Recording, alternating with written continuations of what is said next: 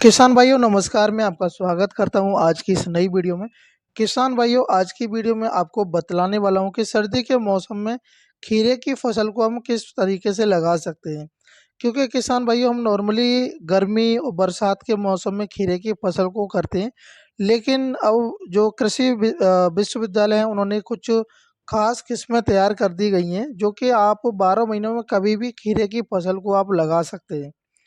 लेकिन उसके लिए तापमान और जलवायु थोड़ा उपयुक्त होना चाहिए, जिसके लिए जो खीरे के लिए जो उपयुक्त जलवायु और तापमान माना गया है, उसके अकॉर्डिंग आप खीरे की फसल को आप उस एरिया में लगा सकते हैं। साथ ही में किसान भाइयों आज की वीडियो में आप जानेंगे कौन-कौन सी मिट्टियों में आप खीरे की फसल लगा सकते हैं। वहीं पर पीएच मान की बात करेंगे, उन्नत किस्में और कौन-कौन से बेसल डोज़ जैसे कि खाद डाल सकते हैं, खरपतवार नियंत्रण कैसे कर सकते हैं, सिंचाई कब और कैसे करनी चाहिए। साथ ही में किसान भाइयों अगर हमारे चैनल पर पहली बार विज़िट कर रहे हैं, तो चैनल को सब्सक्राइब करें और घंटी वाले बटन को अवश्य दबा दें। किसान साथियों मैं हूँ आपका दोस्त विजय और आप देख रहे हैं अपना यूट्यूब चैनल वीएन फार्मिंग। साथ ही में किसान भाइयों अगर आपका कोई सा भी खेती-बाड़ी से जुड़ा कोई सवाल है, तो हमें कमेंट करके पूछ सकते हैं। आपके जवाब का सवाल का हम जवाब ज़रूर देंगे। अगर किसान भाइयों हम दिसंबर के महीने में अगर खीरे की फसल को लगाना चाहते हैं, तो उम, आप तापमान जैसे कि सर्दी स्टार्ट हो जाती है, तापमान में गिरावट हो जाती है, तो हमें उसके लिए जो पॉली हाउस की आवश्यकता पड़ती है। अगर आपके पास में पॉली हाउस अवेलेबल है, तो आप संपूर्ण तरीके से खीरे की फसल को उगा सकते हैं। अगर आप विदाउट पॉली हाउस के अगर खीरे की फसल को लगाना चाहते हैं, तो जब पाला पड़ेगा तो आपकी फसल नष्ट हो जाएगी। क्योंकि किसान साथियों खीरे की फसल के लिए कुछ उच्चतम तापमान की आवश्यकता पड़ती है। जैसे कि अगर मिनिमम तापमान की बात करें तो 15 डिग्री सेंटीग्रेड होना चाहिए और मैक्सिमम की बात करें तो 35 तक चल जाता है। और किसान भाइयों अगर मिट्टी की बात करें तो जो दोमट मिट्टी होती है, बलुई दोमट मिट्टी काफ़ी उपयुक्त होती है खीरे की फसल के लिए। वैसे तो सभी प्रकार की मिट्टियों में आप खीरे की फसल लगा सकते हैं। वहीं पर पीएच मान की बात करें तो 6 से लेकर के 7 के बीच में होना अति आवश्यक होता है। वहीं पर किसान भाइयों सर्दी के मौसम में अगर आप जैसे कि कुछ प्रमुख किस्में जैसे कि लगा सकते हैं। स्वर्ण पूर्णिमा के नाम से आती है जो कि 40 से 50 दिनों के अंतराल में आप हार्वेस्टिंग कर सकते हैं। वहीं पर उत्पादन की बात करें प्रति हेक्टेयर में तो 225 कुंटल से लेकर 250 कुंटल आप उत्पादन ले सकते हैं।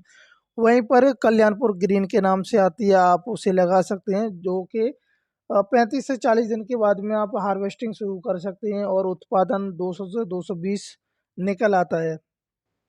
वहीं पर तीसरी वैरायटी की बात करें किसान साथियों तो खीरा 75 के नाम से आती है, आप इस वैरायटी को भी आप लगा सकते हैं या फिर अपनी एरिया में जो कृषि सहायता केंद्र हैं, वहाँ से आप कंफर्म करके उसके बाद कोई सी भी वैरायटी का सिलेक्शन करके अपने खेत में लगा सकते हैं। और किसान भाइयों साथ ही में जैसे कि आप इस वीडियो में देख रहे हैं, ये मचान विधि के द्वारा खीरे की फसल उगाई जा रही है जो कि आप बेड बना लीजिएगा। बेड की जो चौड़ाई की बात करें किसान भाइयों तो आप 2 से ढाई फीट का चौड़ाई आप रख सकते हैं और या फिर आप उसका चौड़ाई बढ़ा सकते हैं या फिर मेड़ बना सकते हैं। आपको जैसे आसान लगे उस तरीके से आप खीरे की फसल को उगा सकते हैं।